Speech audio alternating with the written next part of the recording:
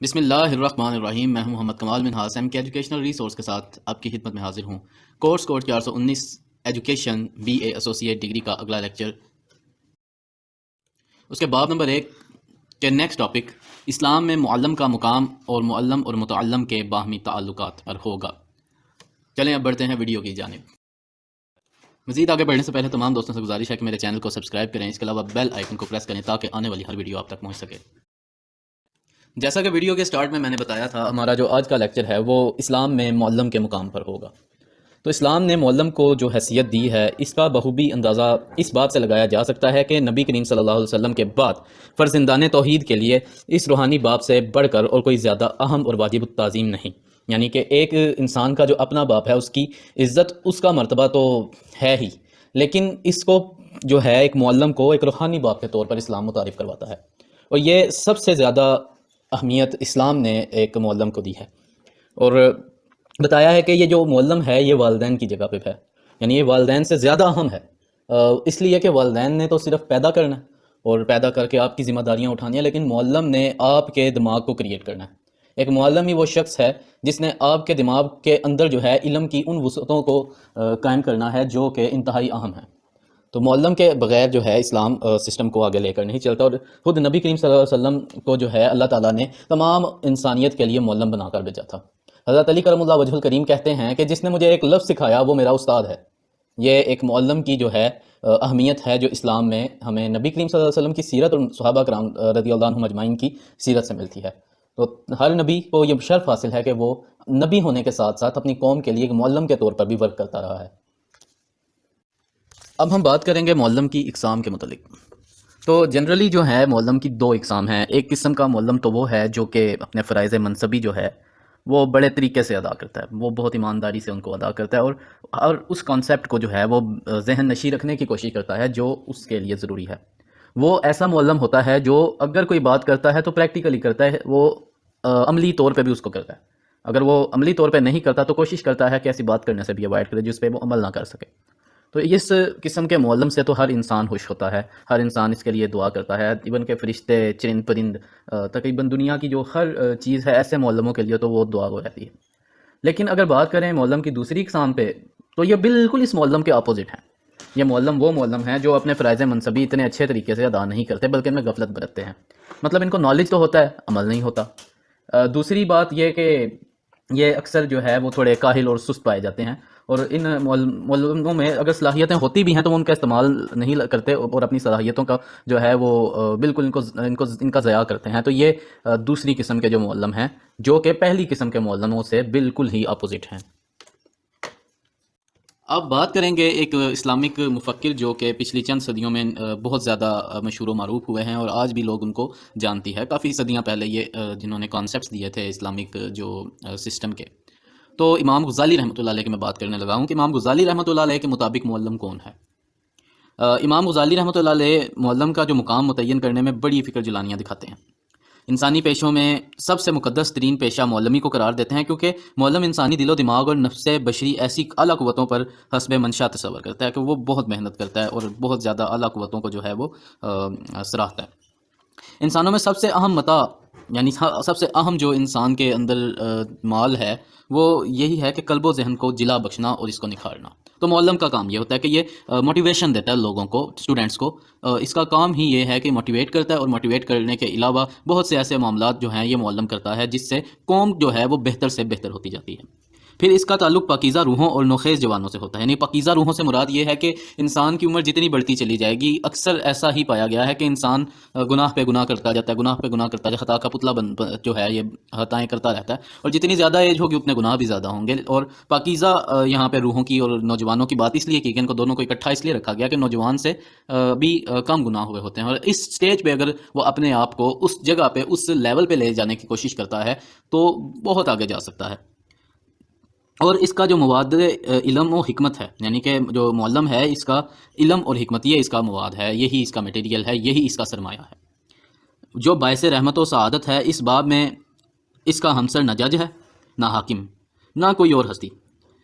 پر اس کی صنعت روح انسانی ہے، اور اس کی صنعت روح انسانی یعنی کہ یہ انسان کی روح کو وہ لیول، وہ جو ہے وہ اقدار دیتا ہے، وہ مقامات دیتا ہے، وہ منصب عطا کرنے کی کوشش کرتا ہے جو کہ کوئی سوچ نہیں سکتا۔ اگر ایک معلم کی بات غور سے سن جائے، ایک حکمت والے کی بات غور سے سنی جائے اور اس پہ عمل کیا جائے، تو میں بھی ہمیں بہت سارے ایڈوانٹیجز حاصل ہوں۔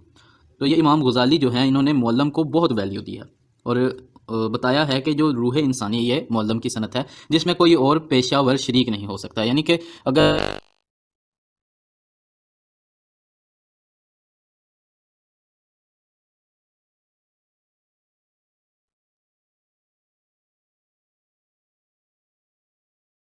دیکھو تو وہ اپنے شعبے کے ریلیٹڈ بات کرے گا، وہ معلم جیسی باتیں نہیں کر سکے گا۔ تو معلم جو ہے یہ ایک موٹیویشنل اسپیکر ہوتا ہے، اور یہ لوگوں کو بہت زیادہ موٹیویشن دیتا ہے۔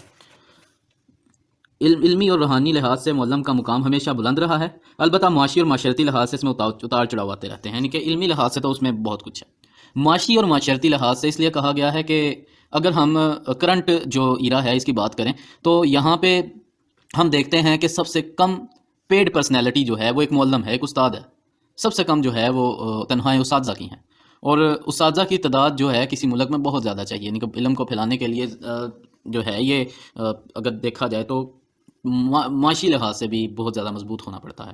تو یہی چیز بتائی گئی ہے کہ اساتذہ جو ہیں یہ تو ایک تو معاشی اور معاشرتی لحاظ سے بھی، کیونکہ ان کا زیادہ سے زیادہ جو رجحان ہے وہ علم اور تحقیقات پہ ہوتا ہے، جس وجہ سے یہ معاشرتی تعلقات نہیں بنا سکتے، ان کے زیادہ تعلقات نہیں ہوتے، اور ان کی جو ایسی زندگیوں میں اتار چڑھاؤ بہت زیادہ آتے ہیں عام کاروباری انسان کی نسبت۔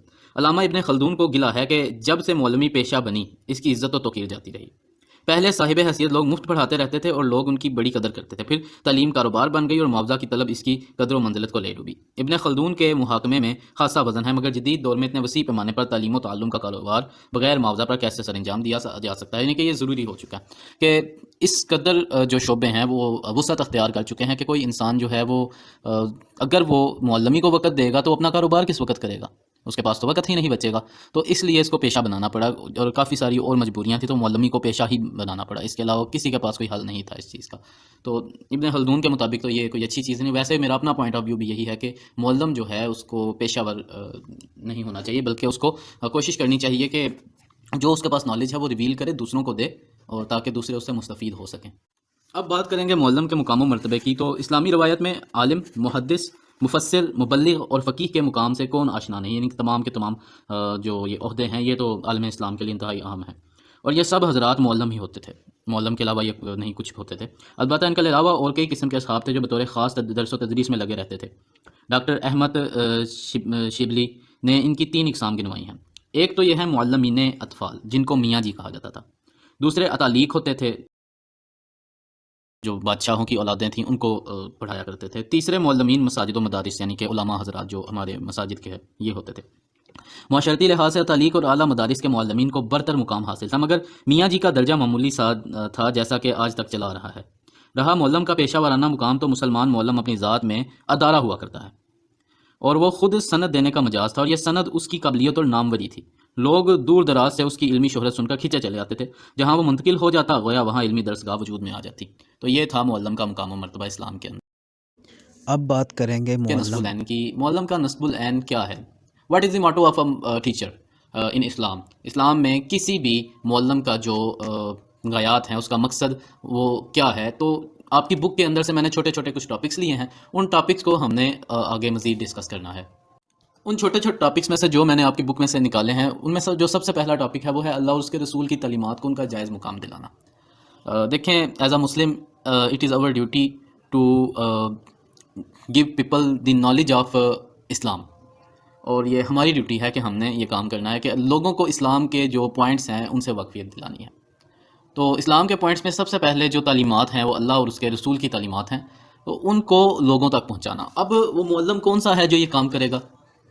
کون سا ایسا معلم ہے جس کی ذمہ داری میں شامل ہے وہ اللہ اور اس کے رسول کے پیغام کو آگے پہنچائے؟ تو یہ ایک بہت ہی زیادہ پوچھا جانے والا سوال ہے۔ اس سوال میں اگر ہم بات کریں کہ کون سا ایسا معلم ہے، تو میرے خیال سے ہر وہ معلم، چاہے وہ کسی بھی شعبے سے متعلق ہو، اس کا کام ہے اللہ اور اس کے رسول کے پیغام کو سب سے پہلے رکھنا، بعد میں باقی پیغامات کو لے کے آنا۔ چاہے وہ معلم میاں جی کی صورت میں ہمارے سامنے آتا ہے، چاہے وہ معلم کسی مسجد کے امام یا خطیب کے طور پہ ہمارے سامنے آتا ہے، چاہے وہ معلم کسی اسکول میں بچوں کو پڑھانے والا ٹیچر ہے، چاہے وہ معلم جو ہے وہ کاروباری جو معاملات میں لوگ جب اس سے مشورہ کرتے ہیں اور اس سے مختلف قسم کے جو موٹیویشنل لیکچرز ہیں وہ لیتے ہیں، چاہے وہ والا معلم ہے، چاہے وہ معاشرے کے اندر اپنے اس نے ایک مشن رکھا ہوا ہے کہ اس نے ایک مشن کے مطابق اپنا جو علم ہے اس کو اپنی آنے والی نسل کو پرووائڈ کرنا ہے، چاہے وہ اپنے بیٹوں کی صورت میں اس کو پرووائڈ کرے، چاہے وہ اپنے بھتیجوں کی رشتہ داروں کی صورت میں اس کو پرووائڈ کرے، چاہے محلے داروں کی صورت میں اس کو پرووائڈ کرے، اس کا جو سب سے پہلا کام ہے کیا ہے، وہ یہی ہے کہ اللہ اور اس کے رسول کی تعلیمات کو عام کرے۔ تو ان کا جو جائز مقام ہے وہ اسی طرح سے وہ دلا سکتا ہے اللہ اور اس کے رسول کی تعلیمات کا۔ دوسرا پوائنٹ جو میں نے یہاں پہ رکھا ہے وہ یہ ہے کہ نوجوانوں کو جدید علوم سے آراستہ کرنا، یہ اس معلم کا کام ہے۔ اب نوجوانوں کو جدید علوم سے آراستہ کیوں کرنا ضروری ہے؟ دیکھیں دنیا جو ہے وہ بہت تیزی سے آگے جا رہی ہے۔ ایک ٹائم تھا کہ کسی چیز کا علم حاصل کرنے کے لیے کئی دن لگ جاتے، مثلا ایک سطر کو ہی کنفرم کرنے کے لیے ہو سکتا ہے 1 سال لگ جاتا، لیکن اب کیا ہوتا ہے، ہم ایک کلک کرتے ہیں، اس کے بعد ہمارے سامنے ہر چیز وہ اوپن ہو جاتی ہے اور چند سیکنڈز کے اندر جو ہے ہمیں وہ کنفرمیشن مل جاتی ہے کہ یہاں پہ یہ چیز موجود ہے یا ایسا ہوا ہے، کوئی خبر ہمارے تک پہنچتی ہے تو فوری طور پہ ہمیں پتہ لگ جاتا ہے۔ اس تیز ترین وقت میں ایک معلم کو بھی اتنا ہی تیز ہونا پڑے گا جتنا کہ جو وقت ہے، جتنی وہ ٹیکنالوجی تیز ہوتی جا رہی ہے۔ تو یہ ٹاپک جو ہے نوجوانوں کو جدید علوم سے آراستہ کرنا سے مراد بھی یہی ہے کہ ایک معلم کا یہ فرض عین ہے کہ وہ کوشش کرے کہ اس کے پاس جو پڑھنے والے بچے یا نوجوان ہیں ان کو وہ ہر طرح کے جدید علم سے، چاہے وہ سائنس کا علم ہے، چاہے وہ IT کا علم ہے، چاہے وہ میتھمیٹیکل کوئی نالج ہے، چاہے وہ اخلاقی ہے، چاہے وہ روحانی ہے، چاہے وہ علمی ہے، چاہے وہ انفرادی ہے، چاہے وہ ایمانی علم ہے، کوئی بھی ایسا علم جو اس دور کے مطابق آگے سے آگے جاتا جا رہا ہے، اس سے بچوں کو آراستہ کرنا، اس سے بچوں کو جو نوجوان ہیں ان کو آگاہ کرنا، یہ بھی ایک معلم کی بہت بڑی ذمہ داری ہے۔ تو یہ معلم کی سب سے کہہ لیں اہم ذمہ داری ہے۔ اگر اس دہائی کے بچوں کو اس طریقے سے ہم نے آگاہ نہ کیا، اس طریقے سے ہم نے معاملات نہ سمجھائے، نہ بجائے، تو ہو سکتا ہے کہ ہماری جو آنے والی نسل ہے وہ کافی پیچھے رہ جائے۔ تو یہ بہت ہی جو ہے ضروری چیز ہے۔ اس کا مطلب یہ ہے کہ نوجوان سے زیادہ ایکٹیو ایک معلم کو ہونا پڑے گا۔ جو نیکسٹ پوائنٹ ہم نے یہاں پہ ڈسکس کرنا ہے وہ تعلیم و تربیت کے ساتھ ساتھ تربیت نفس بھی کرنا، یہ بھی ایک معلم کی بڑی گہری ذمہ داری ہے۔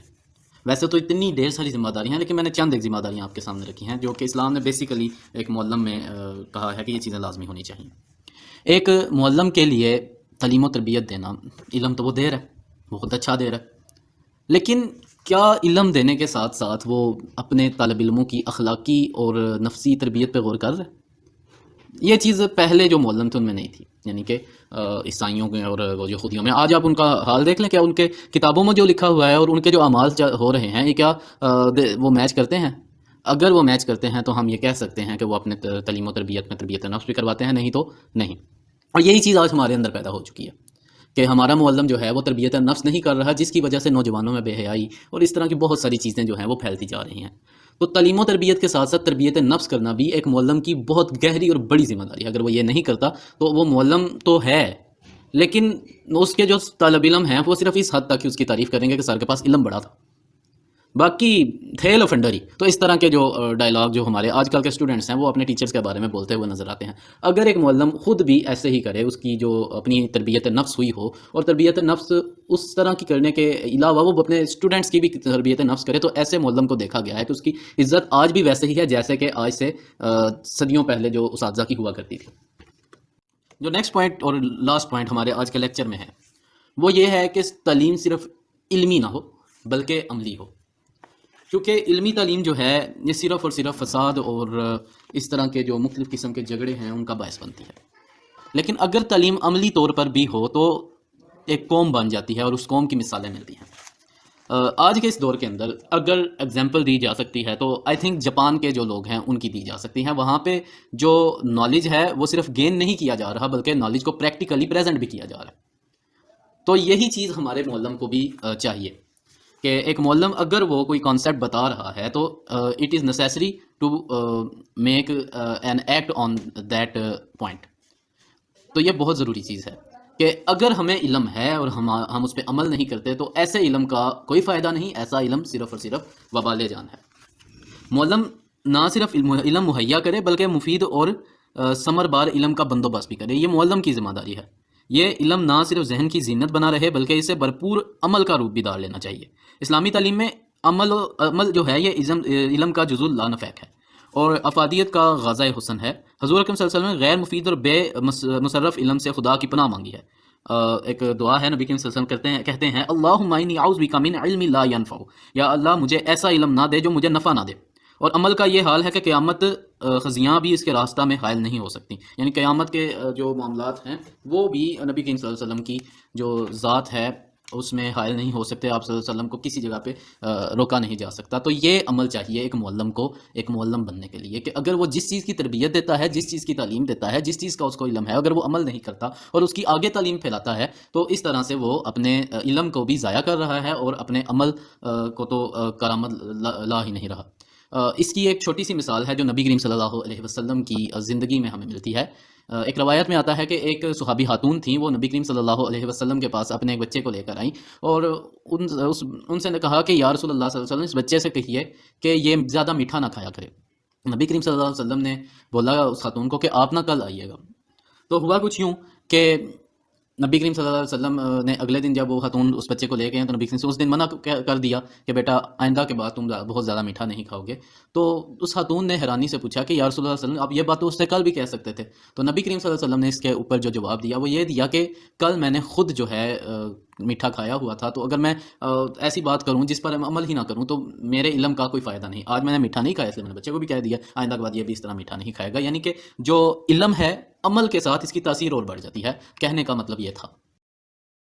اب ہم بات کریں گے معلم اور متعلم کے باہمی تعلقات یا اس کے رشتے کی۔ باہمی تعلقات کے ضمن میں استاد شاگردوں کی پوزیشن کی وضاحت ضروری ہے۔ سید محمد سلیم تعلیمی عمل میں شاگرد کو مرکزی حیثیت دیتے ہیں۔ وہ حضور صلی اللہ علیہ وسلم کی اس حدیث مبارک طلب العلم فریضۃ علی کل مسلم و مسلمہ سے اجتہاد کرتے ہیں کہ یہی موقف اختیار کرتے ہیں، گویا عمل تعلیم و تعلم میں مرکزی کردار کا طالب ہے، استاد معاون و دستگیر ہے۔ جناب رسالت مآب صلی اللہ علیہ وسلم فرماتے ہیں بچے تو جنت کے باغوں میں پھول ہیں، یعنی محبت و نرمی کے متقاضی ہیں۔ پھر یہ بھی آپ کا مشہور تعلیمی قول ہے کہ ہر بچہ فطرت سلیم لے کر آتا ہے اور اس کے ماں باپ اسے یہودی، عیسائی یا مجوسی بنا ڈالتے ہیں۔ گویا بچہ بڑا لچکدار اور خام مواد ہے جس پر گھریلو ماحول بہت اثر انداز ہوتا ہے۔ مدرسے کے ماحول کا بھی خود ہی اندازہ لگا لیجئے۔ نیز جناب کا یہ فرمان جو ہمارے چھوٹوں پر شفقت نہ کرے وہ ہمارے بڑوں کی تکریم نہ کرے، اس کا ہمارے ساتھ کوئی تعلق نہیں۔ استاد شاگرد تعلقات پر سنگ بنیاد کی حیثیت رکھتا ہے۔ یعنی مطلب یہ ہوا کہ اگر ایک معلم جو ہے وہ اپنے اسٹوڈنٹس کو ساتھ لے کر نہیں چلتا، اپنے اسٹوڈنٹس کے ساتھ پیار اور محبت کا سلوک نہیں کرتا، اور ایک طالب علم جب تک اپنے استاد کی بات نہیں مانتا، اپنے استاد کی عزت نہیں کرتا، تب تک ان دونوں کا جو رشتہ ہے وہ بہت زیادہ مضبوط نہیں ہو سکتا۔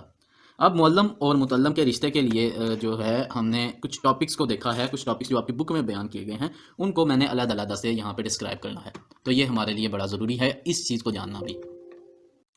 معلم اور متعلم کے جو رشتے میں ہم نے کچھ پوائنٹس کو علیحدہ کیا ہے وہ کچھ یوں ہیں۔ سب سے پہلا پوائنٹ ہے علم کا رشتہ۔ استاد شاگرد کے درمیان پہلا منطقی رشتہ علم کا ہے، یہی دونوں کا امتیاز خاص ہے۔ یہ رشتہ جتنا مضبوط ہوگا دونوں کے روابط اتنے بامعنی اور خوشگوار ہوں گے۔ استاد علم دیتا ہے، شاگرد حاصل کرتا ہے، دونوں خود اپنے طور پر بھی علم حاصل کرتے رہتے ہیں۔ بہرحال معلم کو اپنا علمی فریضہ خوش اسلوبی سے سر انجام دینا چاہیے، اور یہ اس طرح ممکن ہے کہ وہ اپنے علم و فضل میں برابر اضافہ کرتا رہے اور طلباء تک انتقالی علمی کے وسیلے ڈھونڈتا رہے۔ طلباء کا فرض ہے کہ وہ توجہ انہماک سے اکتساب فیض کریں، یعنی معلم کی بات کو سنیں۔ دوسرا جو پوائنٹ ہم نے یہاں سے نکالا ہے وہ ہے تربیت اخلاق، یعنی علم و دانش کے ساتھ ساتھ تربیت اخلاق بھی ضروری ہے، مگر جب تک معلم خود اعلیٰ اخلاق کا نمونہ نہیں ہوگا طالب علم میں اخلاقی محاسن پیدا نہیں کیے جا سکتے۔ یہ وہی بات آ گئی ہے کہ آپ جس چیز پر کا علم حاصل کرتے ہیں آپ اس چیز پہ عمل بھی کریں۔ اگر آپ بچے کو کہتے ہیں نماز پڑھیں اور آپ خود نماز نہ پڑھیں تو آپ کیسے یعنی کہ ایک معلم کی جو فرائض ہم کو پوری طرح سے ادا کر سکتے ہیں؟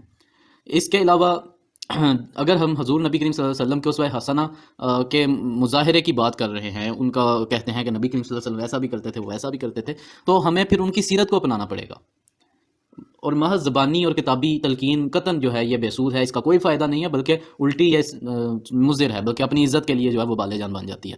قوم و فعل کا تضاد چھوٹے بچوں تک کو کھٹکتا ہے۔ قول و فعل کا جو تضاد ہے یہ چھوٹے بچے بھی کہتے ہیں کہ سر تو کہتے ہیں میں نے جھوٹ نہیں بولنا، تو سر تو خود بھی جھوٹ بولتے ہیں۔ ابو جی کہتے ہیں کہ میں بیٹا جھوٹ نہیں بولنا آپ نے، لیکن ساتھ ہی پڑوسی آتے ہیں وہ کرایہ مانگنے کے لیے، تو ابو جی کہتے ہیں بیٹا وہ تم کو بولو ابو جی گھر نہیں ہیں۔ تو اس طرح کی چھوٹی چھوٹی وہ پتہ چٹکلے بنے ہوئے ہیں، تو یہ بھی اسی چیز کا جو ہے وہ بہت ایک اہم حصہ ہے۔ جو نیکسٹ پوائنٹ ہے معلم اور متعلم کے رشتے میں وہ ہے عزت و تکریم۔ معلم کا اہم فرض ہے کہ طلباء کو گفتگو، نشست و برخاست اور طعام کے آداب سکھائے، بوقت ضرورت مناسب انداز میں تادیب سرزنش بھی کرے، مگر کھلے بندوں استہزاء و تصحیق سے اجتناب کرے۔ غزالی رحمۃ اللہ علیہ فرماتے ہیں کہ طلباء سے نرمی سے پیش آئیں اور طلباء کا فرض ہے کہ وہ ادب سے پیش آئیں۔ رسول اللہ صلی اللہ علیہ وسلم کا ارشاد ہے من لم یرحم صغیرنا ولم یوقر کبیرنا فلیس منا، جو ہے چھوٹوں پر شفقت نہ کرے وہ بڑوں کی تعظیم نہ کرے وہ ہم میں سے نہیں۔ تو یہ جو عزت و تکریم ہے یہ بھی ایز اے معلم سکھانا بھی اور بچوں کی جو عزت کرنا بھی بہت ضروری ہے۔ اب اگلا پوائنٹ جو ہے وہ معلم کا وہ یہ ہے کہ اس کو ایک روحانی طبیب بھی ہونا چاہیے، نہ صرف طبیب بلکہ مشیر بھی ہونا چاہیے۔ یعنی آپ کہہ سکتے ہیں کہ ایک معلم کو پتہ ہونا چاہیے کہ اس کے طلباء کے ساتھ کون سے روحانی، اخلاقی اور معاشرتی مسائل ہیں، تو وہ ان تمام مسائل کو بچوں کے ساتھ ڈسکس کرے، ان کے حل بتائے، کوشش کرے ان کے حل، اگر ان کے گھروں پہ کوئی ایشوز ہیں ایسے جو وہ بات کر کے سلجھا سکتا ہے تو وہ اپنے اس کے بچوں کے والدین سے بات کر کے ان معاملات کو سلجھائے۔ مثلا ایک بچہ جو ہے وہ اگر کافی پریشان رہتا ہے، جب استاد اس سے، یہ فرض ہے استاد کا، اس سے پوچھے کہ بیٹا کیا مسئلہ ہے، اور بچہ اگر یہ بتایا کہ اس کے ماں باپ کے درمیان ان بن چل رہی ہے تو استاد کا کام ہے کہ اس کے ماں باپ کے ساتھ بات کرے، ان کو سمجھائے کہ آپ کی ایسی ان بن کا جو اثر ہے وہ آپ کے بچے پہ پڑ رہا ہے، آپ کا بچہ مینٹلی ڈسٹرب ہو رہا ہے۔ تو یہ استاد کی ذمہ داریوں میں سے آتا ہے کہ وہ اپنے جو طالب علم ہیں ان کو بہت زیادہ ایسے مسائل میں نہ دھکیلنے دے جو اس کے لیے نفسیاتی یا پھر جذباتی قسم کے جو مسائل ہو سکتے ہیں۔ تو اسلامی روایت میں تو اساتذہ طلباء کے اقتصادی مسائل تک حل کرتے چلے آئے ہیں کہ ان کے گھروں کے مسائل بھی اساتذہ نے جو حل کیے ہیں۔ اگر کسی کے پاس فائنینشیل سپورٹ نہیں تھی تو اساتذہ نے سپورٹ بھی جو ان بچوں کو فراہم کی ہے، خود نہ کر سکتے ہیں لیکن کسی کو کہہ ضرور دیتے تھے جو ایسی سپورٹ دینا چاہتے تھے ان لوگوں کو۔ اس کے بعد جو لاسٹ پوائنٹ ہے ایک طالب علم اور استاد کے رشتے کا، وہ ہے بہترین راہبر ہونا۔ ایک استاد کا ایک طالب علم کے لیے بہت زیادہ بہترین راہبر ہونا بھی بڑا ضروری ہے۔ معلم کا کردار اور جو اس کا اخلاق ہے وہ اس حد تک ہونا چاہیے کہ وہ خادی اور رہبر بھی ہو۔ معلم کا فرض ہے کہ رہنما کا کردار ادا کرے، طلباء کو جادہ مستقیم پر لگا دے، یعنی سیدھے راستے پہ وہ انہیں جدت و تخلیق پر ابھارے اور ان کے جذبہ اقدام کی تحسین کرے۔ یہ نہ بولے کہ جو بس جس بچے نے جناب نماز پڑھ لی، جس نے اچھے کام کر لیے، صاف کپڑے پہن لیے، وہ بہت اچھا مسلمان ہے، اور وہ بندہ، وہ بچہ جو ہے جو یہ سارے کام کر رہا ہے لیکن اس کے کپڑوں کی حالت تھوڑی جو ہے وہ دیکھنے میں آکورڈ لگتی ہے، یا اس کے بال اتنے اچھے نہیں دکھتے، اس کا چہرہ اتنا اچھا نہیں دکھتا، نماز میں بھی کبھی کبھار وہ جو ہے وہ کر جاتا ہے، لیکن وہ ایک کام بڑا بہترین کر رہا ہے۔ وہ یہ کر رہا ہے کہ وہ ان لوگوں کی بھی مدد کر رہا ہے جن کی مدد کرنا اسلام میں سب سے جو ہے اہم قرار دیا گیا ہے۔ یعنی یہ تمام کی تمام چیزیں جو وہ کر رہا ہے جو نیکی اور صدقہ کی جو پہنچ تک ہیں، تو اس کو بھی کوشش کرنی چاہیے کہ ایسے بچے کو بھی، ایسے انسان کو بھی، ایسے طالب علم کو بھی سپورٹ کرے اپنی زبان سے، اپنے کردار سے، اس کو برا بھلا نہ بولے۔ یہاں پہ ہمارے ایک لیول بن چکا ہے کہ جو بندہ نماز پڑھتا ہے، جو بندہ صاف کپڑے پہنتا ہے، جو بندہ مسجد کی خدمت کرتا ہے وہ بہت اچھا ہے، اور وہ بندہ جو ایسا کچھ بھی نہیں کرتا اور لوگوں کی مدد کرتا ہے وہ بس ایسے ہی لفنڈر ہی ہے۔